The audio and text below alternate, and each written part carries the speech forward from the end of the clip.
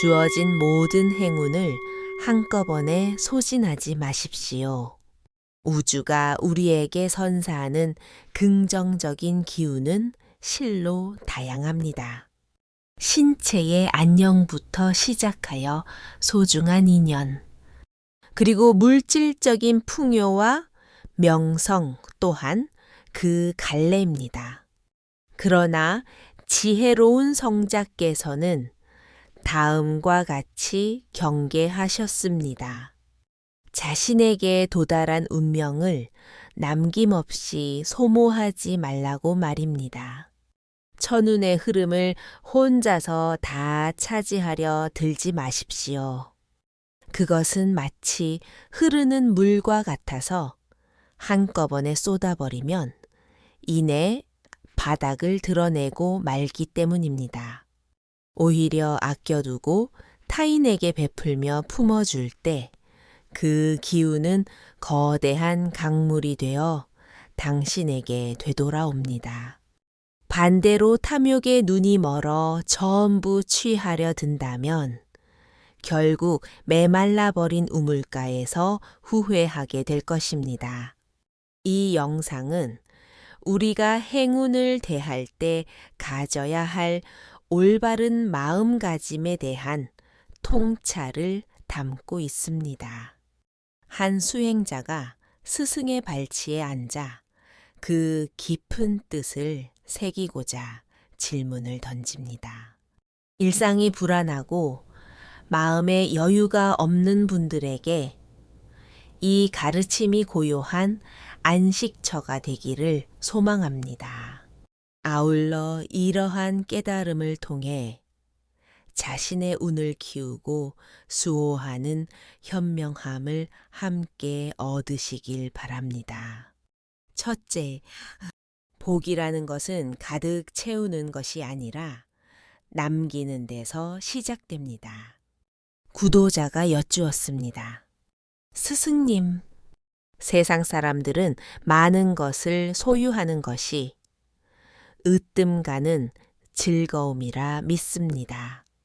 곳간이 가득하고 자손이 번창하며 무사람들의 추앙을 받는 것이 성공이라 생각합니다. 그리하여 더 큰 이익을 얻으려 노심초사하며 얻은 것을 잃지 않으려 처절하게 매달립니다. 그런데 어찌하여 스승님께서는 하늘이 주신 기회를 전부 사용하지 말라고 가르치시는지요? 행운이란 마땅히 즐기기 위해 존재하는 것이 아닙니까? 성자께서 평온하게 답하셨습니다. 구도자여, 그대가 언급한 풍요는 단지 겉으로 드러난 껍데기에 불과하다. 외형적인 성취는 순식간에 흩어지는 안개와 같으며 붙잡으려 애쓸수록 멀어지는 환영과 같다. 사람들이 모든 것을 독점하려는 이유는 마음속 깊은 탐욕 때문이다. 하지만 욕심은 거센 바람과 같아서 그대가 정성껏 모은 것들을 언제든 날려버릴 수 있다. 차옥잔에 담긴 물을 떠올려 보아라. 잔의 물을 끝까지 채우면 잠시 동안은 만족스러울지 모르나 작은 흔들림에도 금세 넘쳐 흐르고 만다. 밖으로 흘러나간 물은 땅속으로 새우며들어 다시는 그대의 잔으로 돌아오지 않는다. 그러나 절반 정도만 채워둔다면 남은 빈 공간이 물을 지탱하는 보호막이 되어 언제든 새로운 생명수를 받아들일 수 있다. 운명의 흐름도 이와 같다.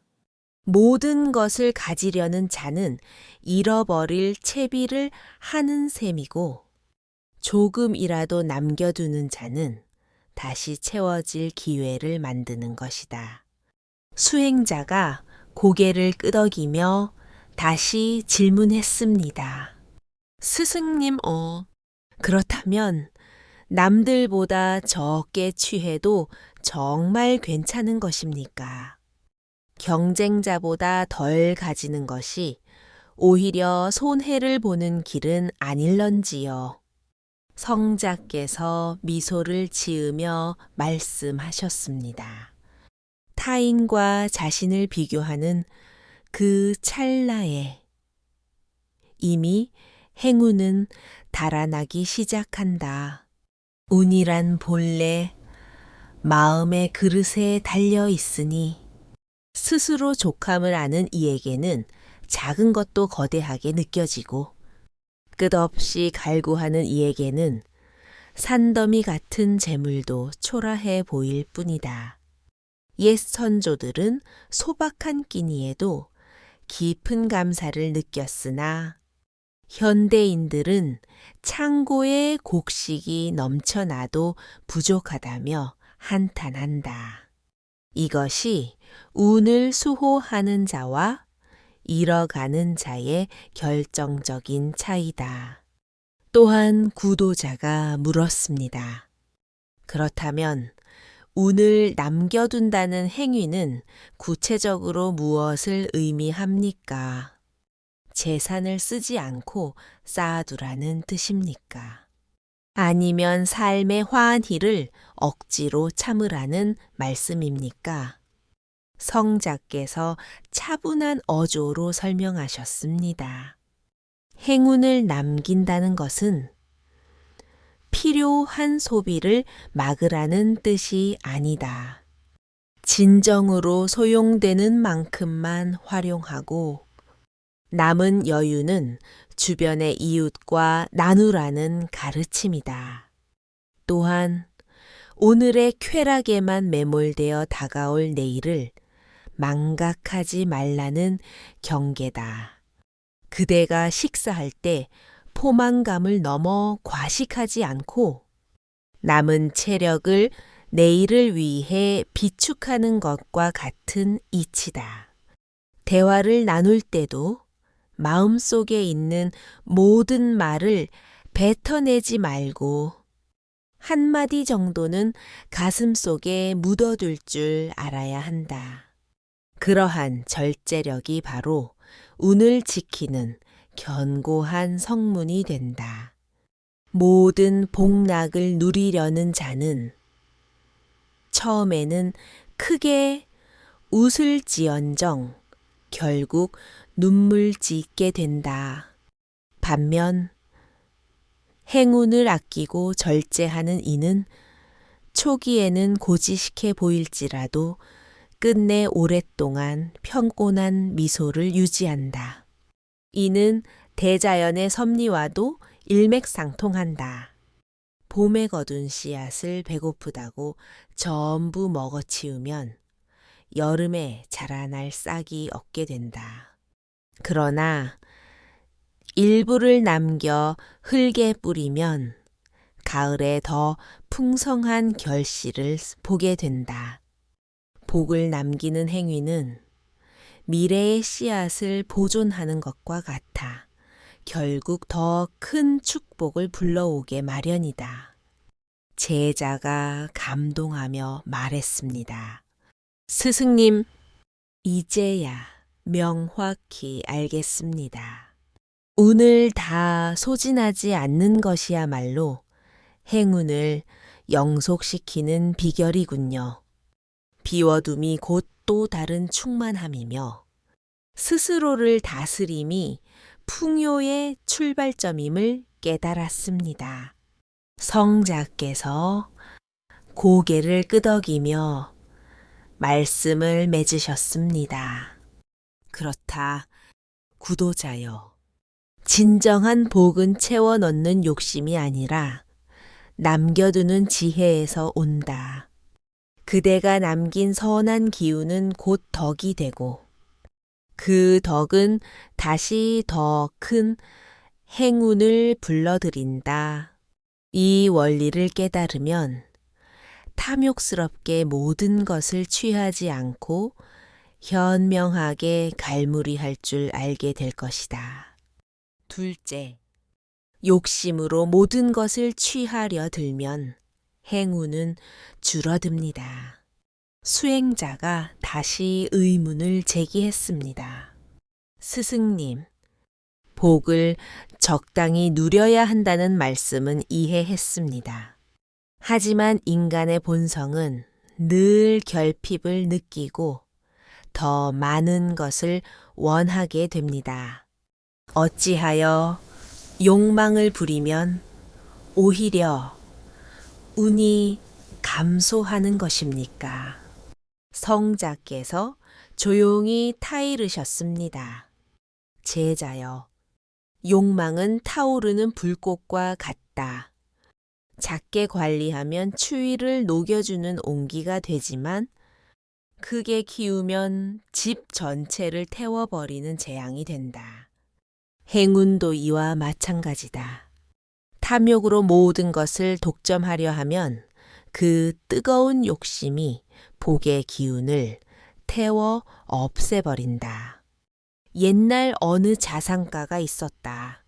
그는 수많은 곡간을 보유하고도 늘 더 채우려 혈안이 되어 가난한 이웃에게는 쌀 한 톨 내주지 않았다. 초기에는 부유해 보였으나 세월이 흘러 가뭄이 닥치자 창고 안의 곡식들은 썩어 문드러졌고 결국 그는 아무런 유산도 남기지 못한 채 세상을 떠났다. 사람들은 그를 가리켜 많은 것을 가졌으나 끝내 아무것도 지키지 못한 어리석은 자라 기억했다. 제자가 고개를 끄덕이며 말했습니다.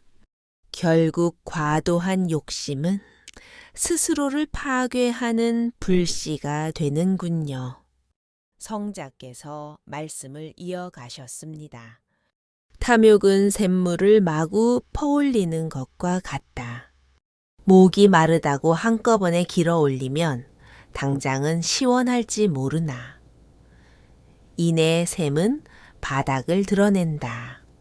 그러나 필요한 만큼만 조금씩 사용하면 샘물은 마르지 않고 다음 세대까지 지속된다.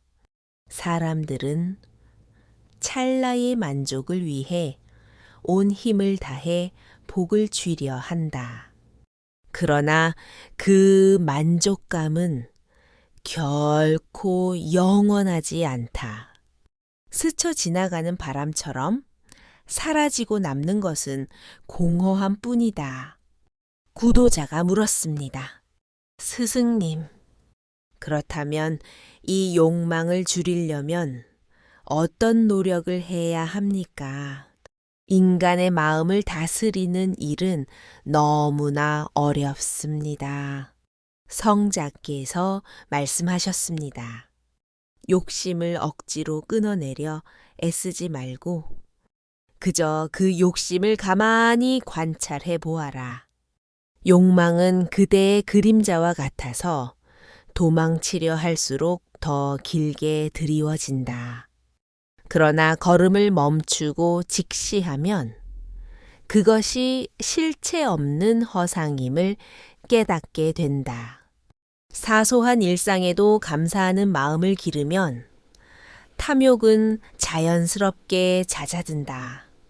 타인과 비교하지 않고 어제보다 나은 오늘에 만족하면 행운은 줄어들지 않고 차곡차곡 쌓인다. 욕심이 운을 갉아먹는 쥐라면 감사는 복을 키우는 걸음이다. 제자가 다시 고백했습니다. 스승님, 저는 그동안 더 많이 소유해야 행복에 닿는다고 믿었습니다. 그러나 이제 알게 되었습니다. 더 가지려는 집착이 오히려 행운을 멀어지게 만드는 길이었음을 말입니다. 성자께서 마무리하셨습니다. 그렇다. 구도자여, 하늘은 인간에게 무한한 복을 내리지 않는다. 그대가 욕심으로 모든 것을 소진하면 하늘은 더 이상 기회를 주지 않는다. 그러나 절제하고 감사하는 이에게는 하늘이 거듭하여 새로운 복을 내린다. 행운은 그대의 소나귀에 쥐어진 물건이 아니라 그대의 마음결에 머무는 기운이다. 욕망을 덜어내는 순간 당신의 운은 줄어들지 않고 오히려 증폭될 것이다.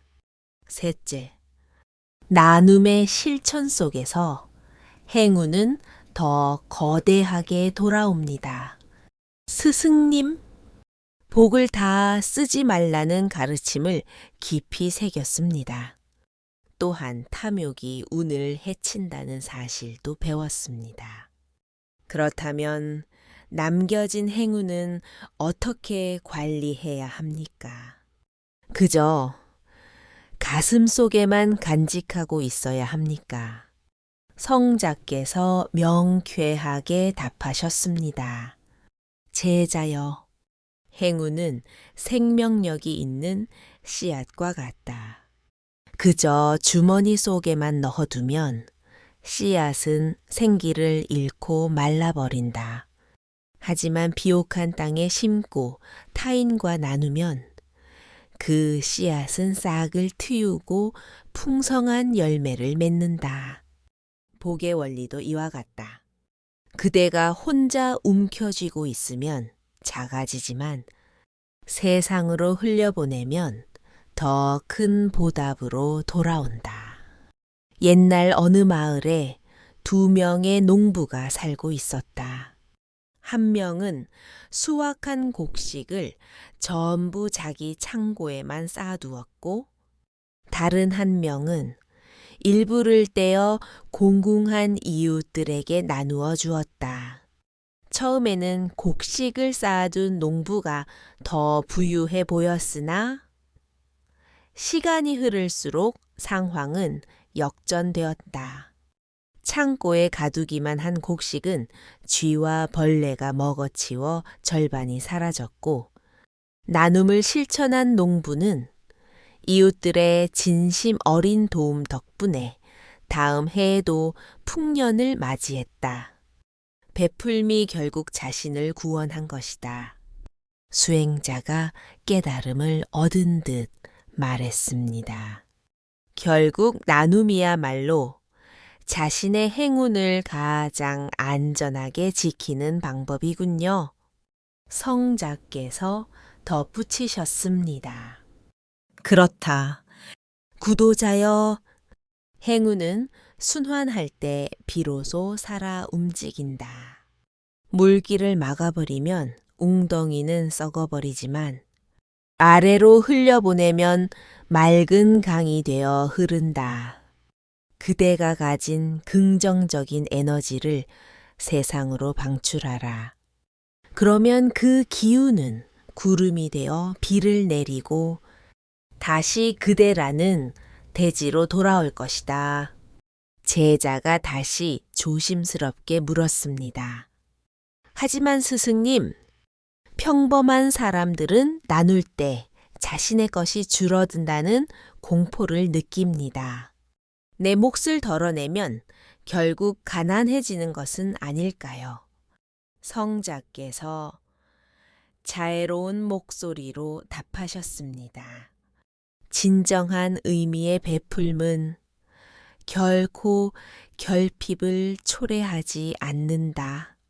오히려 더 거대한 행운을 끌어당기는 자석이 된다. 왜냐하면 나눔은 덕을 쌓는 고귀한 행위이기 때문이다. 덕은 모든 복의 근원이 된다. 덕망이 깊은 사람에게는 하늘이 다시 기회를 부여하고 사람들은 그를 신뢰하며 곁에 머물고자 한다. 이것이 나눔이 가진 진정한 위력이다. 세상은 각자 도생하는 듯 보이지만 사실은 촘촘한 인연의 끈으로 연결되어 있다. 한 사람이 베푼 작은 친절은 다른 이의 생명을 살리고 그 은혜는 돌고 돌아 결국 자신을 지탱하는 힘이 된다. 그러므로 나눔은 소모가 아니라 미래의 수확을 위한 씨앗 뿌리기다. 제자가 감탄하며 말했습니다. 스승님, 이제 분명히 알겠습니다. 복을 독점하면, 부패하고 나누면 증폭된다는 사실을 말입니다. 베풀면 비워내는 것이 아니라 더 큰 가치로 채우는 과정이었습니다. 성자께서 인자한 미소를 지으며 정리하셨습니다. 제자여, 이 사실을 잊지 말아라. 복은 분배할 때 커지고 유통될 때 되돌아온다. 그대가 타인에게 베푼 만큼 세상은 온화해지며 그 따스함이 곧 당신을 보호하는 또 다른 형태의 행운이 될 것이다. 넷째, 스스로를 다스리는 절제는 복을 수호하는 문입니다.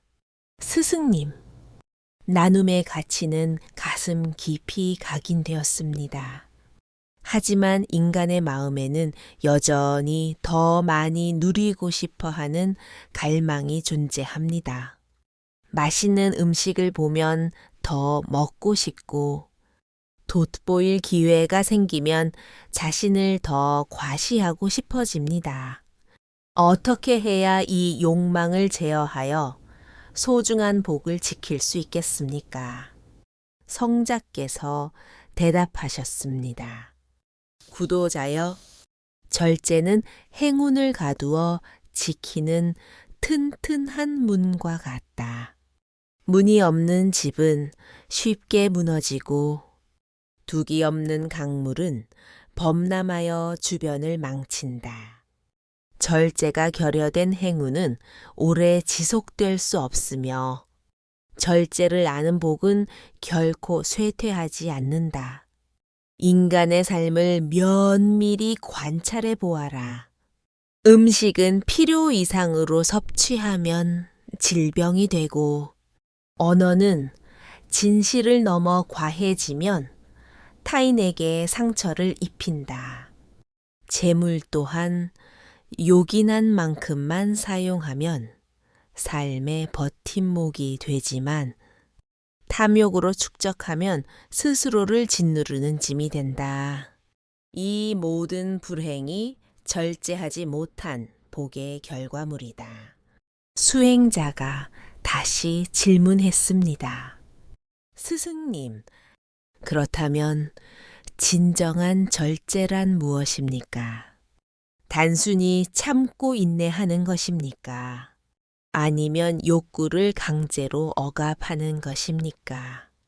성자께서 차분하게 설명하셨습니다.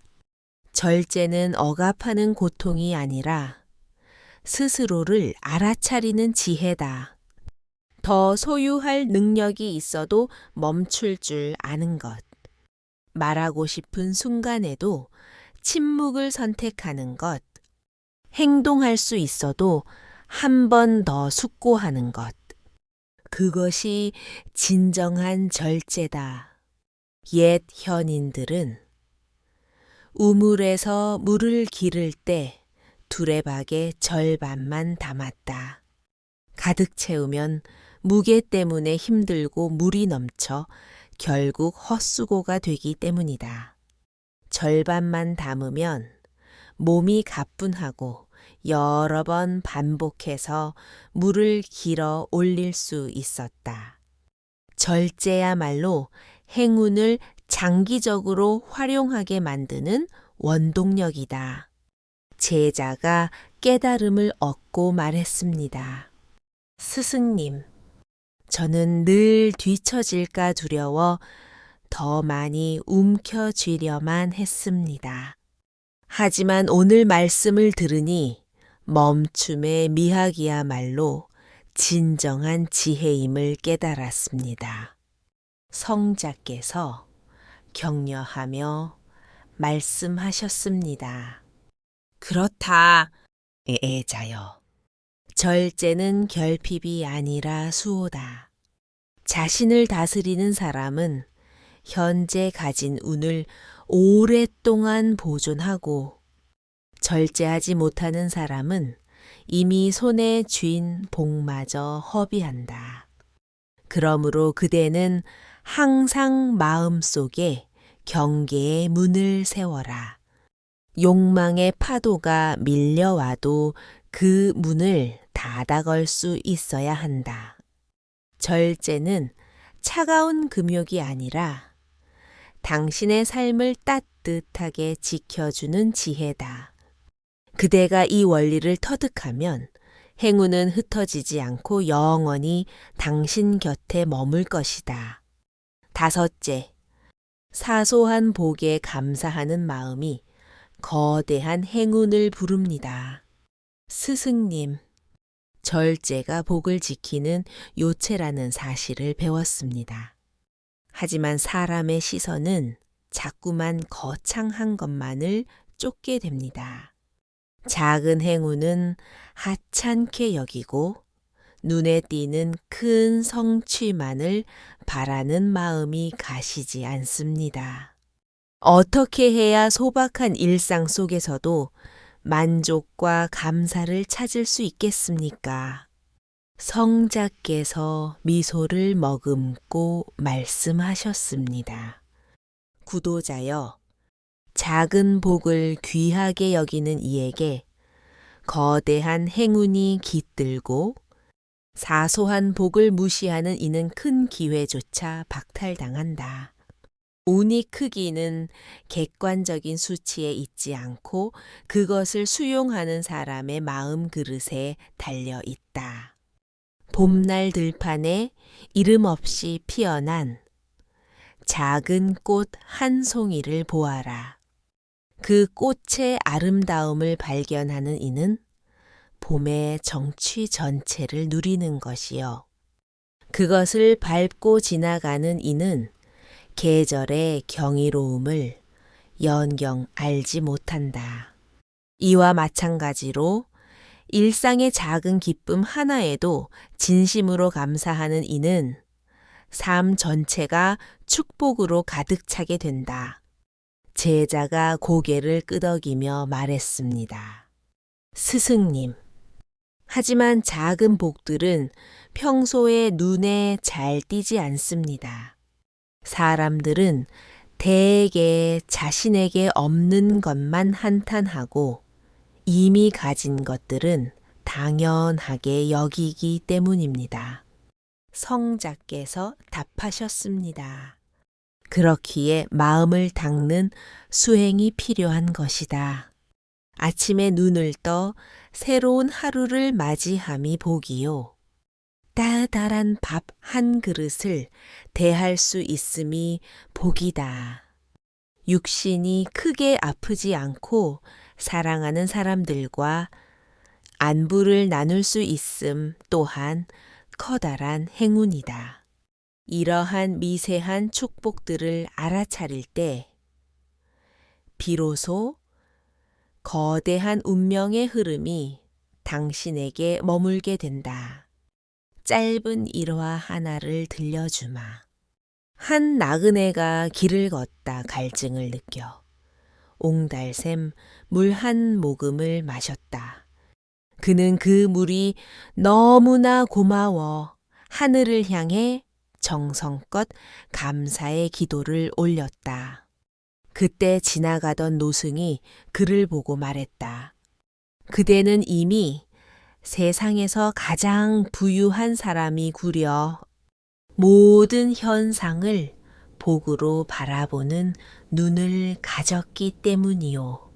수행자가 감탄하며 말했습니다. 스승님, 이제야 알겠습니다.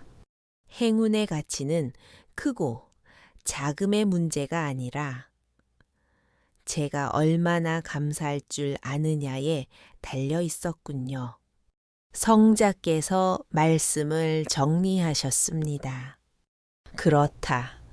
제자여, 감사하는 마음은 행운을 끌어당기는 강력한 자석과 같다. 작은 복에 감사할 때 더 큰 복이 다가오고, 큰 복을 얻고도 감사하지 않으면 그 운은 순식간에 소멸한다. 그러니 그대는 일상의 작은 기적들을 놓치지 말고 늘 고마운 마음으로 그 흐름을 이어가야 한다. 여섯째, 행운을 지속시키려면 먼저 덕을 쌓아야 합니다.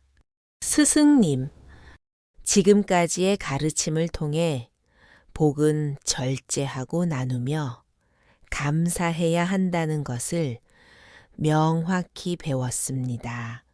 하지만 제 마음 한구석에는 여전한 불안감이 남아 있습니다.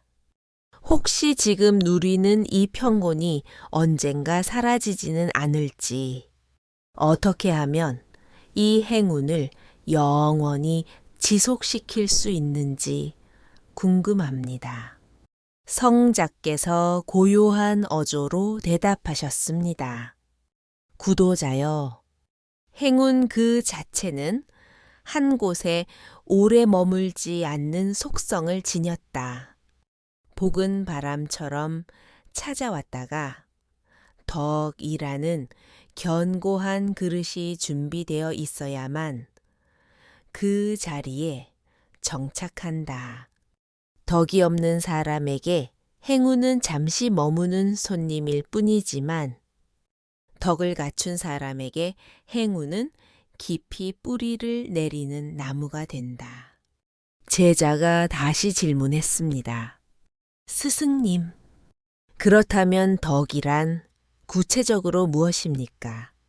사람들은 흔히 재물을 모으는 것을 힘이라 부르고 지위를 얻는 것을 능력이라 칭송하지만 덕은 눈에 보이지 않아 실체가 잡히지 않습니다. 어떻게 해야 덕을 세울 수 있습니까? 성자께서 설명하셨습니다. 덕은 비록 보이지 않으나 사람의 마음을 움직이고 세상을 치유하는 근원적인 힘이다. 덕은 곧 바른 생각, 정직한 언어, 선한 행동에서 싹튼다. 그대가 만나는 사람에게 따뜻한 미소를 건네는 것, 거짓으로 남을 현혹하지 않는 것, 눈앞의 작은 이익을 위해 양심을 팔지 않는 것, 이 모든 행위가 덕을 쌓는 과정이다. 덕이 뒷받침되지 않은 행운은 모래 위에 지은 집과 같아서 비바람이 치면 금세 무너져 내린다. 그러나 덕 위에 세워진 복은 단단한 안반 위의 집과 같아 어떤 폭풍우에도 흔들리지 않는다. 제자가 깨달음을 얻고 말했습니다. 스승님, 그렇다면 행운을 쫓기보다 먼저 덕을 쌓는 일에 매진해야 하겠군요. 성자께서 확신의 찬 목소리로 답하셨습니다. 그렇다. 제자여, 덕은 복을 만드는 뿌리이며 복은 덕이 맺은 열매다. 어리석은 사람들은 열매만 탐하고 뿌리를 가꾸지 않으니 결국 열매는 시들어 버리고 만다. 하지만 덕을 정성껏 기르는 이는 굳이 복을 구하려 애쓰지 않아도 자연히 행운이 뒤따른다. 옛 성현들이 말씀하시지 않았던가. 덕은 외롭지 않으며 반드시 이웃을 부른다고 말이다. 덕이 있는 곳에는 사람이 모여들고 사람이 모이는 곳에는 새로운 길이 열리며 길이 열린 곳에는 반드시 행운의 물결이 흐르게 된다. 그러니 구도자여, 복을 지키려 전전긍긍하지 말고 먼저 당신의 내면에 덕을 세워라. 덕이 깊어지면 행운은 결코 당신을 떠나지 않을 것이며 그 복은 당신의 삶을 단단하게 지탱해 줄 것이다. 7째, 당신이 남겨둔 행운은 자손에게로 흘러갑니다. 스승님, 저는 이제 행운을 독점하지 않는 것이 참된 지혜임을 깨달았습니다. 또한 탐욕을 멀리하고 나누며 절제하고 작은 것에도 감사해야 한다는 원리를 배웠습니다. 그런데 한 가지 의문이 여전히 남습니다. 제가 사용하지 않고 남겨둔 그 복은 결국 어디로 향하는 것입니까? 그 행운이 제 생애를 넘어 미래까지 이어질 수 있습니까? 성자께서 부드러운 눈빛으로 대답하셨습니다. 제자여, 남겨진 행운은 물길과 같아서 결코 멈추지 않는다. 그대가 소중히 지켜온 복은 단지 그대만의 소유물이 아니며 당신의 자손과 후대에게 소중한 자산으로 흘러 들어간다. 한 사람이 덕을 쌓고 행운을 아끼면 그 가문의 기운은 대대로 평안을 유지하게 된다. 제자가 다시 의문을 제기했습니다. 스승님, 하지만 현실을 보면 복이 많아 보이던 집안도 순식간에 몰락하고 고난을 겪는 경우를 종종 봅니다. 그렇다면 행운이 정말로 자손에게 전해지는 것이 맞습니까? 성자께서 깊이 있는 목소리로 말씀하셨습니다. 복은 단순히 금전이나 권력이라는 눈에 보이는 형태로만 전수되는 것이 아니다. 행운은 덕의 향기로 전해지며 그 덕이 씨앗이 되어 자손이 살아갈 토양에 뿌리를 내린다. 그대가 실천한 이름 없는 선행 하나, 그대가 욕망을 이겨내며 지켜온 맑은 마음 하나가 자손들에게는 보이지 않는 든든한 울타리가 된다.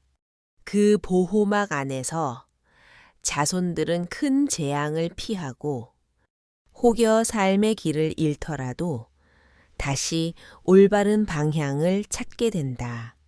세상 사람들은 눈에 보이는 유산만을 남기려 혈안이 된다. 하지만 금과 은은 언젠가 흩어지기 마련이지만 덕으로 수호한 행운은 결코 사라지지 않는다. 덕의 향기는 바람을 타고 멀리 퍼져 그대가 세상을 떠난 뒤에도 당신의 후손들을 따뜻하게 감싸줄 것이다. 제자가 숙연한 마음으로 고개를 숙였습니다. 스승님, 이제 모든 의문이 풀렸습니다. 제가 지금 당장 누리지 않고 아껴둔 행운은 결국 제 아이들이 이어받을 소중한 선물이었군요. 그렇다면 제가 살아가는 이 순간은 단지 저만의 시간이 아니라 미래를 살아갈 이들의 삶과도 긴밀하게 연결되어 있는 것이군요. 성자께서 인자한 미소를 지으며 말씀하셨습니다. 그렇다. 구도자여, 행운은 결코 혼자서 다 쓰라고 주어진 것이 아니다.